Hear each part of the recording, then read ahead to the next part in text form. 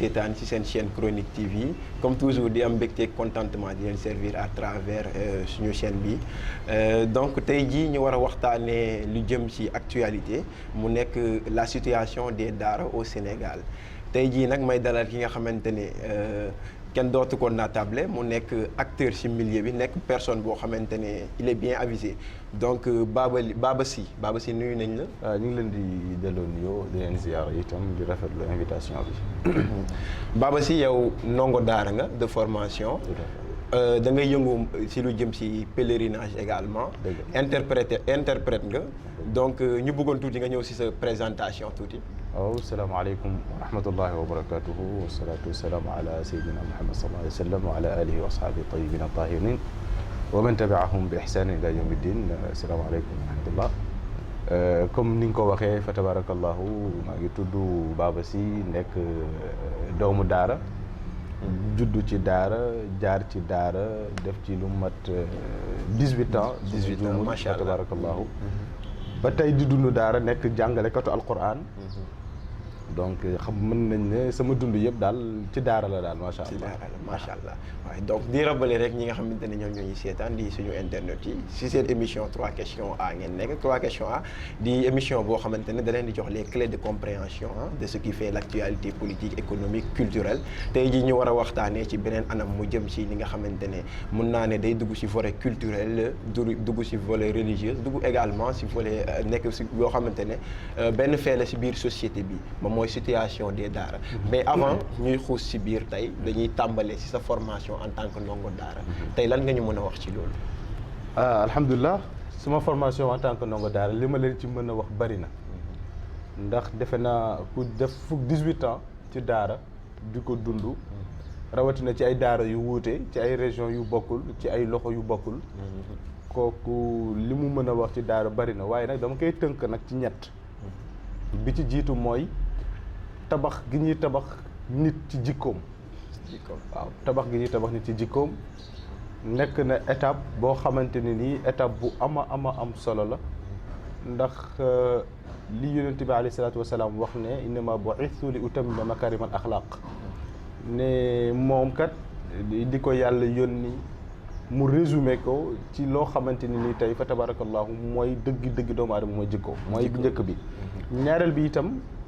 mooy fa tabarakallahu jàng gi ñu lay jàngal ba nga mën a xam fi nga war a teg sa tànk ak foo warul teg sa tànk te itam muy delluwaat ci jikko waaye ñetteel bi itam muñ gi nga xamante ne nii daara dina ko def ci ndongo ya fa jaar ba nga xamante ni lépp lu ñu la teg di nga ko mën a tegoo te doo ko booleeg oqat doo ko booleeg jàmbat doo ko booleeg nemat fa tabarakallahu mu nekk nag loo xamante ne itam lu yàlla rafetlu la lu am solo la ci l'islam donc ni ko alquran waxee sainu bi sabri wa salaa wa innaha la kabiratun illa ala alxaashiin borom xam-xam yi firee ko ne jaamu yàlla yi zahir yëpp yi feeñ julli moo ci ëpp doole waaye jaamu yàlla yi nëbbu yëpp muñ moo ci ëpp doole daara dina la xam inna allaha maa sabirin jërëjëf donc yàlla mi ngi boo koy seet sorewul muñkat yi donc kon muñ lu am solo la mu nekk ñett mbir yoo xamante ni lépp boo ko dàqee dafay yóbbu ci jikko fa tabarakallahu daara def na loolu ci man waaye def loolu itam ci ñeneen ñi nga xamante ni nii fa tabarakallahu jaar nañ ci daara waaw dinañ ci ñëw incha allah waaw bu ñu la jëlee rek tey ci sa formation ndongo daara mu am benn spécificité bu am ci yow mooy def nga daara en zone urbaine def nga daara également en zone rurale tey ñaar yooyu noonu boo doon def distinction bi lan nga ñuy wax waaw daara yi nga xam te ne ñoom ñoo féete ci ville bi ak yi nga xam te ne ñoom ñoo nekk ci dëkk yu reculé yi ci à travers les régions waaw daara yi nekk ci ville yi tey su ma ko doon comparé ak daara yi nga xamante ne ñoo nekk ci en dehors du ville dina nekk comparaison boo xamante ne nii distance bu yaatoo yaatu moo am seen diggante ndax yàlla def na jaar naa ci daara boo xamante ne nii amul courant amul ndox nga daan xëy dem di uti ndox di pour indi daara ja di dox ay distance bu sori ndax fañ ne woon amul woon ndox te itam ci côté organisation ak ci côté itam taxawaay bi nga xamante ne ni sëriñ daara bi nekk ci ville bi dina ko am ci daaraam mën a maîtriser daaraam mën a am jot bi wér ak concentration bi mu war a am ci xale yi ki nekk ci daara ji te mu nekk ci ville bi ka nekk ci àll ba moo koy ëppalee ndax am nga àll ba boo fa nekkee ñaare liggéey soxla du bari ndax benn foofu amul moyen de distraction yu bari yi nga xamante ne ni am na Dakar amul ci àll bi waaye itam ci côté ndongo yi ndax ci côté ndongo yi man moo ma gën a yitteel côté ndongo yi bu ñu nekk ci àll bi bu dee seen wàllum njàng mooy gën a gaaw te ñooy ëpp concentration waaye itam bu fekkee seen wàllum dundin ñoom itam ñoo gën a sonn ndax ñu ci dajanteel ñoo xamante ne nii lekk gi du demee noonu ndax am na sax ñu naan foofu noonu mendicité nourricière moom fa am daanaka da ngay yalwaan pour loo lekk rek waaw loolu moom ci laa doon ñëw ndax dund gi du demee noonu donc bu ko defee bu nekkee sëriñ daara bi yàlla mëneewu ko gan comme la daan am ndax itam il faut ñu fàttali ni la daan am daara yi fa mu jógee ak la mu daan demee ak ba fi mu yegg si tey daara yi bu njëkk la daan am mooy sëriñ daara bi daan nekk ku mën boppam jàngale ku ci mel ni tey Cheikh El Hadj Omar Fouti radiyallahu anhu jële naa ci sëtam Cheikh El Hadj Omar Fouti Taal bu Thierno Bachir maa ngi koy nuyuwaale suñu sëriñ bu baax boobu mu ne moom Cheikh El Hadj Omar daan na teg juróomi téeméeri ndab ay ndongaam daanuñu yelwaan daan na teg lu toll juróomi téeméeri ndab te juróomi téeméeri ndab yooyu juróomi góor ñoo ko daan bokk kon xam nga ne kon kooku ku yàlla mëne woon gan la du ñu demee nag ba ñi nga xamante ne ni itam bëgg nañoo jàngale te amuñu yàlla mëne wu leen gan tabarakallahu ñu yor ay ndong ñu leen di yebal ñu wuti lu ñu lekk ci àll bi ci àll bi nag mën nga uti loo lekk ñëwaat léeg-léeg mu dox léeg-léeg comme du dox ndax fa tabarakallahu dañ ciy jaar waaye ñu ne ci taax yi nag ñooy ëpp chance ci côté boobu ndax sarax yeeg léeg-léeg nga gis ñoo xamante ne nii ñoom ci daara ji indi ay sarax yu am na sax ñu naan foofu noonu mendicité monétaire moom moo ci nekk parce que dañuy taxé sax lu ëpp ci ñi nga xam ne ñooy ndongo daara yi yore ay daara fii si réewu taax yi dañ naan en général dañuy utiliser xale yi pour def seen poste daal côté boobu waaw gis nga côté boobu itam waaw damay faral di wax ne lu jar a def attention la ndax maa ngi ciy gis ñoo xamante ne nii ñu ngi ciy wax te du ma ne waruñ ci wax ndax Sénégal réewum daara la te itam ku fi sa baay jugewul ci daara sa maam ci daara la jóge wala ku fi jógewul ci daara itam fi nga wékk sa pas-pas ci daara la jóge te loolu ñuy tuumal daara yi dafa am ñoo xamante ne nii bokkuñ ci daara du ñu jàngalekatu alquran ñañu yorit ñëwuñ ci ñoom pour ñu jàngal leen alquran loolu il faut ñu préciser ko mu leer def distinction mi ngi mel ni tey animateur ak journaliste est-ce que benn lañ du benn kon bu ñu demee ba bu am animateur bi dafay njaaxum ci liggéeyam ñu ne journaliste yi booba tooñ nañ leen ñi nga xamante dañuy yelwaanloo xale yi di def ci seeni gafaga loolu mbir la boo xamante ni si état bi ci boppam defoon na ay recensement ba xàmmee ne ñay def loolu en général Guinée-Bissau Guinée la ñuy jóge ak Mali jël xale yi laaj leen seeni waajur ñu indi leen ci réewum taax muy Ndakaaru wala beneen capital di yalwaanloo xale yi di yónnee seen yaay la ca des ñoom ñu téye ko fan yi sax ñu ngi doon wax dinañ am li nga xamante ne moom moo di cartographie daara yi xam ñoom ñëpp fu ñu féete mën leen recenser boo defee des dissection boobu noonu nga xamante ne yaa ngi koy soulever loolu nag loolu damay wax ne ba mu waree am du tey gis nga sëriñ bi am na loo xamante ni buñ ko bëggee saafara foog ñu wax ko mooy mënuñu nekk ci réew mu toll ne Sénégal ñu nekk ci 14 millions ci population ci biir 14 millions yi ñi ci ëpp nekk ay jeunes te ci biir jeunes yooyu ñi ci ëpp di dem ci daara di jàngal Quran ndax itam il faut ñu xam ne ñu nekk ci l'école française bi ñu nekk ci daara yi leen ëpp ñaari yoon jëm ñett te ñu nekk ca daara ja ñoom sëriñ ba jëliwu leen seeni waajur ñoo jël seeni loxo bàyyi fi école française bi yóbbu ca daara ja ngir sàmm li yàlla wax ci alquran ne bu àllaaxira dinañ leen laaj kenn ku nekk ni nga yore woon sa njaboot te jàngal leen alquran farata la joo xamante ni si ëpp naa tëb ci gone léegi nag ñuy laaj ban politique la état bi def wala la état yi fi jot a jaar def de 1960 à nos jours ndax tey mi ngi coow daara yi waaye ñi coow daara yi lan lañ defal daara balaa ngaa dégg coowal daara mooy daara tàkk na balaa ngaa dégg coowal daara mooy jëye am na ci daara waaye léegi lan lañ def ñoom en tant que état te gouverner c'est prévoir lan lañ def pour loolu bañ a am. waaw xam naa côté boobu sax dinañ ci gën a xuus incha allah ci partie yi nga xamante ne moom moo di ñëw. léegi ñu bëggoon nga insister un peu si par rapport formation bi. jàngin beeg yooyu noonu yëpp. waaw ni ngeen di dundee conditions yi. conditions yi. waaw nga nattee ko sa bopp. ba nga nekkee si daara yi nga xamante macha allah xam nga conditions yi. conditions yu wuute la. ndax tey bu ñu la indee ci daara boo xamante ne ni sëriñ daara ba ku organiser la. ku organiser la maanaa projet la teg am financement wam ubbi daaraam defar fii pour fanaanukaay la fii pour jàngukaay la fii pour lekkukaay la loolu du am problème te itam bokkul ak ki nga xamante ne nii tëraleewul daaraam ni ko kële tëralee ndax itam bëri na ci daara yu ñu jaar yoo xamante ne nii la ñu bëgg nañ ko ndax itam doo dajale ay doomu jàmbur ak sa doom ci barab ba pare barab ba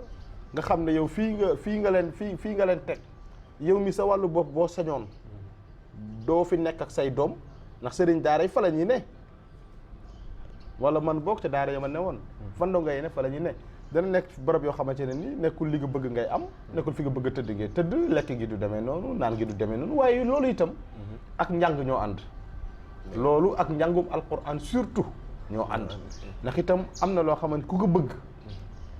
te jaralu la dara doo ci am dara. xam-xam day ànd ak coono. waaw rawatina nag xam-xamu alquran. ndax lu mat a bàyyi xel la ndax yonent bi alayhi salaatu wasalaam ci boppam. laataa muy am lii mu am ci alquran ñëpp dégg nañ histoire am ak Jibril. ci suratul Iqra suratul qalam. donc am na loo ci suratul Iqra. donc loolu am na loo xamante ne nii kenn mënul naatable que ni daara moom foog ñu jaar fa. ci wàllum formation bi itam.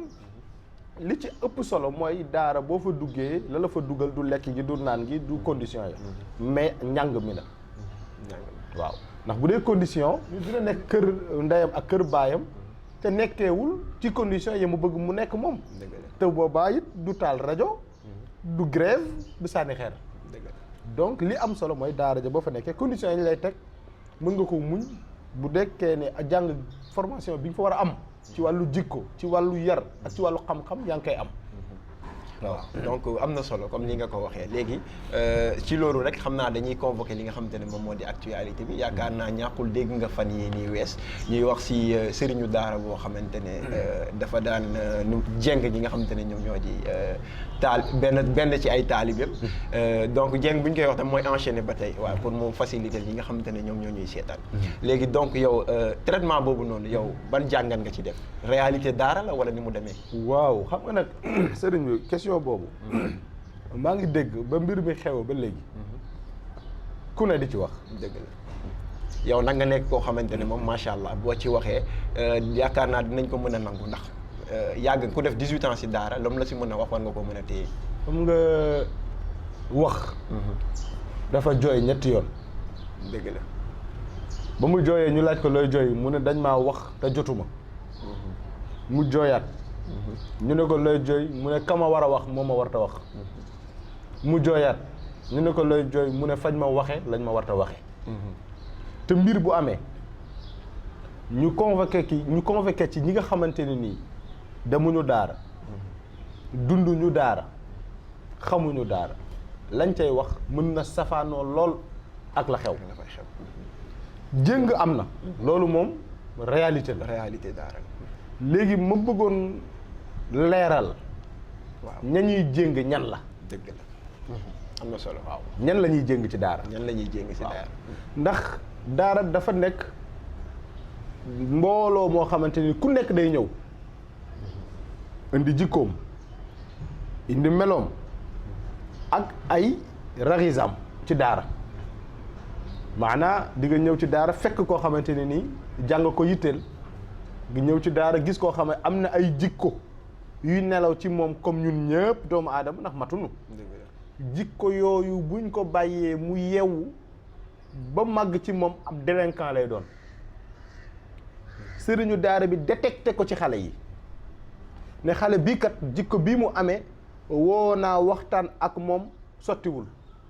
xupp naa sottiwul moroomam yi wax nañ ak moom sottiwul te bu màggaale lii nekk ab délinquant lan mooy pexe ñu ne kat nañu ko wan loo xamante ne ni mësuñ koo def kenn ci daara ji mu nekk benn mythe bu sëriñ daara bi di créer ci daaraam ba kuñ ne boo defee lii lee lañ lay def tax nga wattu lale maanaa ñu ne la Sénégal kat kuñ fi jàpp ci yàmba danañ la tëj juróomi ati kaso nga ne man kat laxasu yàmbaa jaraluma juróomi ati kaso ba tax nga daw yàmbaa ja noonu itam la sëriñu daara jumtuwaay woowu la sëriñu daara bi ci utiliser pour xupp xale yi forme de punition la daal voilà forme la da yar la boo xamante ni si dañ koy teg pour xale bi xam ne lee kat lu garaaw la ba ku ko def ñu takk say loxo takk say tànk te jéng bi kat loo ci xamut du digga lekk digga naan digga dem toilette te jéng bi itam chaîne yi ñuy gis waaw chaîne yi duñ ko takk sa yaram ba mu ne ràpp déedéet duñ ko yeewit sa loxo ba mu ne ràpp forme de punition la ndax xale bu gisee chaîne rek tiit na d'abord nga takk ko ci mu xam ne kon la mu def rëy na lool xupp ko ba wàññi ko ba mu ëllëg bu génnee ci daara ji tegu ci siraatal mustaqim comme buñ koy wax dafa am benn genre force contraignante bi nekk ci biir mooy dañ koy teg pour nit ki mën a bañ a franchir limite yi nga xamante ne moom la ñu tëral. jërëjëf voilà te itam boo xoolee tey mais nekkul loo xamante ni tey ku fa nekk rek. déedéet man def naa daara 18 ans 18 ans macha allah. musul ma jéng waaye daan naa gis nañ doon jéng dëgg la te ñan doon jéng buñ leen jéngul woon ca loola tey du ñu nekk ay imam macha allah ay imam laa wax de ay imam tey ñu ngi taxaw di xutba di tuddi doom di takki sëy di jullee néew te jéng nañ leen te seen jéngu googal la ñu mokkalee alquran jénguñu ñëpp jénguñu leen itam parce que dañoo jàngut wala dañoo def li xale di def déedéet dañoo def au-delà li xale di def mu wóor la ne lii boo ko ci bàyyee mu nekk délinquant Sénégal lan mooy boo Sénégal tey ku fi nekk délinquant lu ñu lay def rëbës lañ lay yóbbu tëj la waaye léegi ñooñu amaana bu ñu leen jaarale woon fañ jaarale woon ñooñu daara jéng leen takk leen teg leen fële te takk ba kat turu takk baa fa ne de waaye duñ leen yeewu ba ne làcc mukk musta am te amut loolu moom mën naa ko wat ci alquran te duñ ko mës a gis fenn dañ leen di takk xamal leen li ñu def garaaw na ndax doomu aadama ci boppam boo ko indee ci lu mu xamutoon rek xelam dellu si léegi lan ngay wax ñi nga xamante ne parce que jamono day dox dëgg la léegi en général chaîne dañ koy assimiler en esclavage parce que ñooñu gis-gis boobu lañ ciy am punition bi xëy na ñoom dàquñu ko mais chaîne bu ñu ko gisee ak am passé boo am aussi dafa am fu muy yóbbu ca xel parce que ñun chaîne bu ñu ko gisee rek si wala ñuy ëpp boog laay wax dañ ciy gis un peu njaam ak yooyu noonu mais est-ce que jéemu leen xool par rapport ak loolu noonu d'autres formes de punition parce que gis nañu ñeneen ñoo xamante ne par exemple am na isolement ñu jël la boo ber la fenn foo xamante ne danañ la fa mën a teg doo gis say morom tey bu dee tey da nga doon am pause di ko bénéficier wu ñu privé la ko en général privation daal en tant que kii boog laay bëgg a wax en tant que forme de punition mais pas ay chaîne xam nga léegi sëñ bi xam nga da nga wax ne ñu mettre ko en quarantaine maanaam ci gàttal ñu jël ko voilà teg ko ne le waaw ku amul fu mu ko teg nag nga am daara joo xamante ne yaatuwul amoo foo ko làq boo amul foo ko làq nooy def ndax itam foog ñu xam ne balaa nga naan naam foog nga ne fa waaw Sénégal ba Sénégal de Sénégal ba yoonu yàlla jëlee ponkal bu fi nekk délinquant lu ñu la def na ngay yóbbu tëj la rëbës la am rëbës moo pire li am ci daara yi si non duñ leen méngale sax duñ leen méngale waaye war nañ leen méngale itam ndax ay doomu aadama fa de ñu nekk ci ay conditions yoo xamante ni si yu catastrophique la ñëpp di ko coow ña def ba ñu yóbbu leen rëbës loola la ñuy bañal gone yi ci daara yi ba bu ñu génnee commencé génnee ay jikko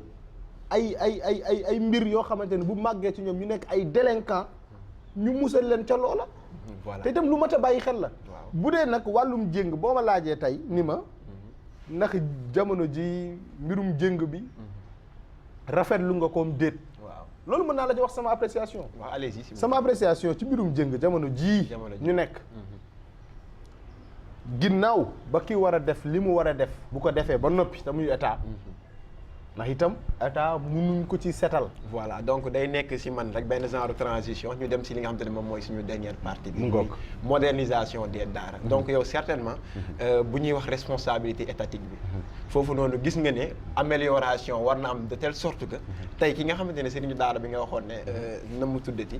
amul suffisamment d' espace bi nga xamante ne mën na ko permettre tey mu isoler ki nga xamante ne wala mu mettre en quarantaine ki nga xamante ne moom moo jalgati yoon wala mu am yeneen forme de punition yu mu ko mën a def foofu noonu taxawaay état bi par rapport ak modernisation boobu. xam nga sëriñ bi dañoo nekk ci réew moo xam ni kii yilif ñëpp tëddeewul njaaxandaay gis nga ñooñu daara dañoo amee góomu xol boo xamante ni si yàlla rek lañ koy seedeel yàlla rek moo xam ñooñu daara mel ni daal booy naan naqar tëtoo tàpp paate ñooñu lañ gën a privilégié ñi naan alif lam mim mais loolu picc yi ñu ngi koy sab xar yi di ko mbéy xaj yi di ko mbaw voilà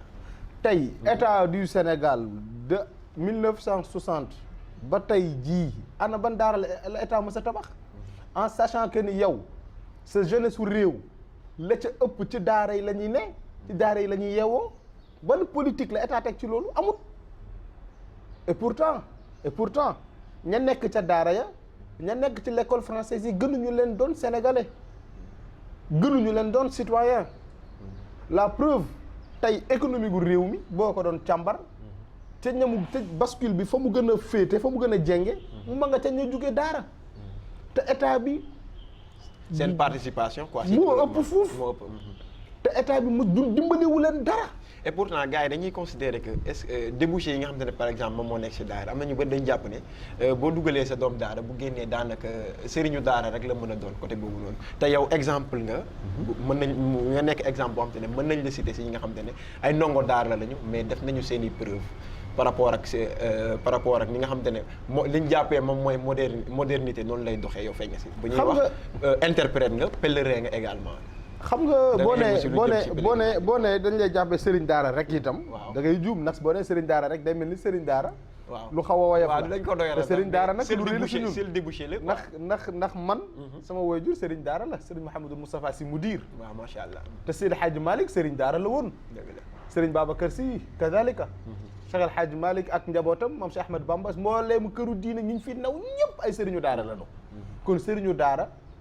mbir la boo xamante ne nii yàlla moo lay tànn nag ndax mës naa dégg ci sëriñ Abdoul Aziz Sy Al Amine mu ne yàlla ku mu narul fay du ko liggéeyloo yàlla moo yor école am yor société am entreprise am di sélectionné ñamu bëgg a fay mu liggéeyloo leen te mooy sëriñ daara yi te nag booy xool ñi gën ci kaw suuf du maa ko wax de ki yàlla yónni woon Seydina Muhammad sallallahu alayhi wa sallam moo ko wax booy xool ñi gën ci kaw suuf nee na la bul dem fu sori demal ca daara ya sëriñ daara ya xayrukum man taallama alquran wa allama waxaat na itam booy seet ahlullah ñooñu yàlla ci kaw suuf ñi nga xamante ne yàlla bu doon féetale boppam ahlullah ci kaw suuf mooy ahlul quran ñooñu alquran ñooñu ñu màgg lañu waaye itam pour ñëw ci sa question bu ñu waxee ci ñooñu daara bu ñu jógee daara dañuy am problème pour comme ni nga ko waxee loolu ci ñooñu daaraam ndax boo xoolee tey Sénégal lan ngay wax rek en quelque sorte ñi nga xam ne ñooy parents yi nga xam ne dañoo considérer que mënuñu am beneen débouché bu bokkul ak peut-être du dañuy minimiser sax le fait que mu nekk ndongo kii sëriñu daara mais mu am beneen débouché comme yow tey par exemple interprète nga yaa ngi yëngu si li nga xamante ne ci pèlerinage la aju également OCI bi def nañu recours ci yow yaakaar naa bu ma ko doon lim tamit nu mu tuddati fii laay fanaan également bachelier nga si langue franco arabe voilà léegi nan nga dugg si njàngale bi nga xamante ne moom moo fi nekk boobu xam nga loolu itam dafay laaj beneen taxaw seetlu bu bokkul ndax daara dañ lay jàngal yar la nit bu ñu la jàngalee am nga xam-xam ba nga am xam-xam ñu yar la ba sa jikko rafet loolu nag yow yaa war a génn nag continuer eggali mottali liggéey bi mi ngi mel ni nga jàng bañ jox la ijaaza bañ jox la diplôme est-ce que da ngay toog sa kër dafa am loo xamante du fekk kenn këram nag mooy njariñ benn ñaareel bi itam am na ñoo xam bu ñu jógee daara dañuy jàpp ne rek pare nañ waratuñu jàng dara alors que xamuñu ne alquran boo ko xasee ba mokkal ubbil na la buntu xam-xam yépp nag yow yaa war a jug dem gëstu ji buntu xam-xam yooyu ñooy yan ndax comme ni ko alquran waxee maa faratna fil kitab min shay alquran amul benn buntu xam-xam bu mu tëj yëpp la ubbi kon boo xasee ba jàng ba noppi mokkal ñibbisi war nga dugg itam l'école yaay xool nga jàng français wala nga jàng arabe mais am na école yu franco arabe yu bëri am da ngay def anglais def français def arabe man ci école yooyu laa génnee am nag ak ñeneen ñu mel ni man ñu xamante ne école boobu mën naa ne ña fay génn 95% mooy ñi jóge ci daara yi ñëw ci école bi ñoom ñoo fay génnee te bëri na ci samay naataango ñoo xamante ni tey ñu ngi occupé ay poste de responsabilité ci Sénégal ak ci bitim réew te lenn mayu leen ko lu dul xam-xamu daara ak yaru daara ak jikko gën jële ca daara ja pour ñu revenir rek sa question ci modernisation des daara gis nga loolu man damay xaw a am kersa sax pour wax loolu xam nga lu tax bu ñu demee ba 2019 jub 2020 ñuy waxi modernisation des daara depuis une décennie presque 10 ans ñi nga wax si lu jëm si te modernisation itam peut-être actes yi ñoom ñoo suivre suñu njiiti réew mu baax mi Seyd Macky Sall politique gu ma nag waaw waaye am na lu mu digoon daara yi am na lu mu tàmbalee def waaye la mu tàmbalee def ak yitte yi bi daara yittewoo ndimbal li des na waaw ndax itam ku soxla fukk nga jox ko benn yaa ngi koy sonal parce que démb boo xoolee it maa ngi si cadre modernisation bi rek ba tey laa bëgg a ñëw parce que dafa mel ni ñu jagle si temps tamit bëriwul démb maa ngi doon déglu Asfiyahu yaakaar naa oustaz Fall moom moo ko doon def allo oustaz si côté modernisation bi mu ngi doon cité en exemple benn sëriñu daara bu ñu fekk fa nga xamante ne fa lay nekk si zone si zone rurale yi la nekk moom nee na 300 000 lañ ko bëgg a jàppale moom lañ ko jox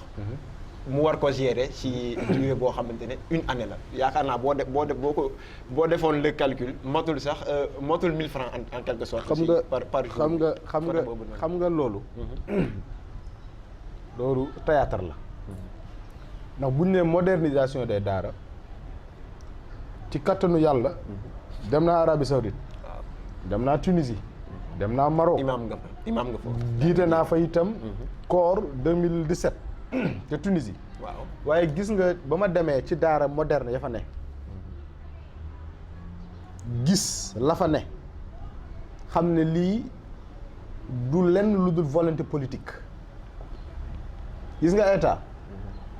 ci fi mu concentré kàttanam mooy ci ñiy jàng école française tiers bi bu ko defoon ci daara wëy. parce que ñu ngi naan 40% du budget éducation lañ. te éducation la boo xamante ni si. nekk gisul leen ci seen bopp bu baax. bul ne bu baax dañ ciy gisul suñu bopp. gisul leen ci seen xam nga sëñ bi ñun daara dañ ñoo bedd ci Sénégal. dañ ñoo bedd ci ministères yi dañ ñoo bedd ci fépp. ndax amul kenn koo xamante ne nii bu jugee daara amul lenn lu gouvernement am prévoir pour moom xam nga gouvernement am ñan la fi nekkal. ñi jàng tubaab te ñi jàng tubaab ñooy këpp keesam. ñooy détourné jëf yoo xamante ne nii boo ko déggee taf sa gémmiñ ñoo koy def ñooy taal bus ñooy taal pëna ñooy lu ne ñoo koy def et pourtant moo ne day am na seen i nawle daara ñoo xam ne ñu ngi ca daara ja xañ nañ leen seen i àq ak seen i yelleef depuis des années et des années te ci la ñu bokk gënuñu leen ci yell taaluñu bus taaluñu pëna lakkuñu oto macha allah am na solo te pourtant gënuñu nekk ay sénégalais te taal bus ñëpp a ko mën waaye xam nga dox duñ ko def xam nga duñ ko def yar gañ ñuy yar ca daara ja yar gañ ñuy yar moo tax duñ ko def moo tax jàpp ma ne état am nag ndof ak waye di guttoon ni di xeex daara gëmuma ko nag sama mbokk ustaas yi itam nañu def ndànk waaw ndax ñi nekk ci état bi ak poste de responsabilité bu ñu mën a occuper ñun gënuñu leen nekk jullit man ba ma nekkee daara amoon na ay ministres yu doon indi seen doom ca daara ja amoon na ay parents de famille yoo xamante ni itam pour revenir ñoo daan indi seen doom xam nga am na seen baax maa ko fekkee kenn nettaliwu ma ko benn femme moo indi doomam ca daara ja doomam ji mag la da koo nax da ko dañuy dafa am fu ñuy dem mu ni ko ca daara ja xam nga loo oustaz bi sama doom la maa ko jur dafa may tux dafay tux di ma sàcc di ma dóor ne ko dafa may sàcc di tux di ma dóor moom mooy juróom bu jigéen kenn nettaliwu ma ko bañ ko indee ca daara ja mu commencé jaay mbirum banditisme ca daara ja nga bañ ko jéngee ca jéng ma la mokkalee alquran ca jéng ma lay jàngalee ay xale ba ñu mokkal alquran dellu këram koñam nekk fa iliman te xam naa ko su ma ko waxoon ngeen taf seen gémmiñ kon bu ñu nañu def ndànk ci mbiru daara ndax c'est sensible modernisation des daara ci sensibilité boobu sax Cheikh bi laa bëgg nga ñëw maa ngi jégalu par rapport ak sensibilité bi tuuti am na en général chaque jour bu ñu waxee li jëm ci daara bu ñu évoqué sujet boobu rek dañu naan am na lobby yu nekk ci ginnaaw et cetera yooyu noonu waaw loolu pour man nag loolu du fi jóg gis nga yow jàpp nga ne am na ñuy xeex alxuraan ci ginnaaw jàpp ma ko dafa am waaqe yi loolu réalité la ndax itam loolu du man maa ko wax yàlla ko wax yonent bi alayhi salaatu wasalaam lan tarda anka alyahud wala nasara xata tattabia millatahum kooku du man maa ko wax de yàlla ko wax yonent bi ne ko bu xaritoo bi neex mukk bu àndandoo bi neex mukk ba nga jàpp ne boole nañ la ci seen biir mukk te itam ña yor ndono yonent bi ñi ngi fi ba tey waaye ña yor ndono seytaane ñi ngi fi ba tey te duñu bàyyi ndax yàlla moo wax ci alquran yuriduuna li yutfiu nuur allahi bi afwahihim waaye yàlla nag ku mën boppam la danañu jéem a fay leeru yàlla gi fu mu ne fu dul ci daara alquran da mooy leeru yàlla alquran mooy leeru yàlla ci kaw suuf ku bëgg a fay leeru yàlla alquran ngay jéem a fay te ku bëgg a fay alquran ci daara ngay jublu waaye it nag loolu du ma ci sukkandiku wala du ma dooleel ñii taxaw naan bu ñu laalee daara rek ñu wax naan dañ ñuy xeex déedéet ndax itam dafa war a defaraat suñu toogaay ndax bu la ñëpp xoolee bu la ñëpp di xool sa sikk dafa war a am noo mel war a am noo doxale te sëriñ Abdul Aziz Al Amin dama ko dégg bu yàggul mu wax ne dafa nekk ci daaram di jàngale ba muy jàngale am ñaari kilifa yu mag yu ko seet si kenn ki sant lum kenn ki sant loo ne ko xale yi ba dinañ yelwaan mu ne leen déedéet ñu ne ko bàyyi la ñu yelwaan ndax day tax a muus mu bindal leen après ne leen dem leen yelwaan yi boobu la ko njëkk a def ba mu demee nuyu sëñ Babacar radiallahu anhu sëñ Babacar ni ko wàcc nga mu ne ko waaw mu ne ko ana xale yi ba doo leen yelwaan loo mu ne tekk ba mu yàgg mu ne ko daanul am waaye tey am na mu ne ko na dakk tey mu ne ko na dakk tey bu leen yelwaan loo ti mukk ndax ci yelwaan la ñuy jàngee jikko ju bon ci yelwaan la ñuy jàngee tooñ ci yelwaan la ñuy jàngee jëlloo laal lu ñu leen joxut ci yelwaan itam ku bëgg a xas daara ëllëg ci yelwaan yii lay jaar pour duut baaraam daara jamono amoon na yelwaan aayutoon waaye jamono jii tentation yi ni mu bare jaaykatu drogue yi nekk ci mbedd mi di gis xale yi di leen jox ay da ngay nekk taalibe gën di wut loo am wala nga wut yi loo lekk. dañ leen di servir parfois d'intermédiaire. mais bien sûr loolu am na il faut ñu wax ko. léegi nag bu ñu tuddee yooyu am ñu jug naan dañuy xeex daara xeexunu daara. daf ci am nag ñoo xamante ni ñoom ñooy xeex daara nekk ay soi-disant sëriñ daara. ndax daara yi ma jaar. ay daara la yoo xam ne daara yu organisé la daara yoo xamante ne dañuy jàng alquran yar xale ya maa ngi leen di nuyu de passage ñu nekk ay référence ci Sénégal di génnee ay xufaas yu bëri ci Sénégal ñu bëri nekk ci ay imam Sénégal France Amérique ba ca Dubaï kon loolu ñooñu bu ñëpp melee noonu problème du am waaye bu fekkee yow sëriñu daara nga sa yitte yëpp dajale ay téeméeri ndongo amoo projet ci ñoom dama leen di jàngal boo jàngalee ñaar ñett balaa ngaa jàngalee te suba am na daara yoo xam ne dañ leen war a tëj te ñu ngi ci réew mi loolu itam foog ñu wax ko sensible na gaa mais itam il faut ñu waxante dëgg suñu biir ñun en tant que doomu daara ñu xam ne kat am nañ noonu yoo xamante ne nii ñu ngi taxaw suñu wet lu ñu def ñu kii ko ba ñu defaraat suñu toogaay defaraat ko bu dee jële fi alxuraan moom mënta ne mënta ne ndax yàlla moo bindee noonu réew mi fa tabarakallahu. jërëjëf sëñ Baba Sy. yaakaar naa temps bi nga xamante ne moom lañ ñu jagleel woon rek ñu ngi yegg ci cappaandaw bi. léegi bàyyi la rek nga lancer sa dernier message. waaw xam naa dernier message bi day wax dëgg yàlla. sant yàlla subhanahu wa taala julli ci yonent bi alayhi salaatu wassalaam di ñaanal sunu kilifa yu baax yi ak sunu sëriñ yu daara yi nga xamante ne nii ñoo def ci ñun xam-xam def ci ñun astuut bi ne ci ñun fa tabarakallahu di leen sant itam bu baax a baax di ñaax état bi itam mu yokk taxawaayam ci daara yi ndax daara yi ay sénégalais lañu c'est des citoyens sénégalais waaye itam les ressortissants des daara itam ñoom it ñu xool gëstuwaat daara yi ku nekk daara ba nga ne woon nga gëstu ko fa tabarakallahu loolu mooy nekk mot de la fin bi incha allah. waaw donc di wax internautes yi di leen remercier ñoom ñëpp lii moo nekkoon seen émission bi nga xamante ne moom moo di 3 questions à 3 questions à bu ñu koy wax dañ leen di décrypter li nga xamante ne moom mooy def actualité bi sujet d'actualité yi moom la ñuy teg fii jël des personnes également yoo xam ne ay personnes yu avisées lañu comme fa tabarakalla Serigne Baba Sy ak thème bu mu mënta doon rek incha allah dañ ko fiy waxtaanee donc duñ def lu dul remercier ñi nga xamante ne ñoom ñoo nekk ci ginnaaw gérer li nga xamante ne mooy partie technique bi ki nga xamante ne moo di Mamadou Sow di ko nuyu moo gérer réalisation bi feddoog seek ki nga xamante ne moom moo di Mamadou Diouf di nuyu également toute la rédaction de chronique.sn macha allah di leen dig daje incha allah si beneen numéro.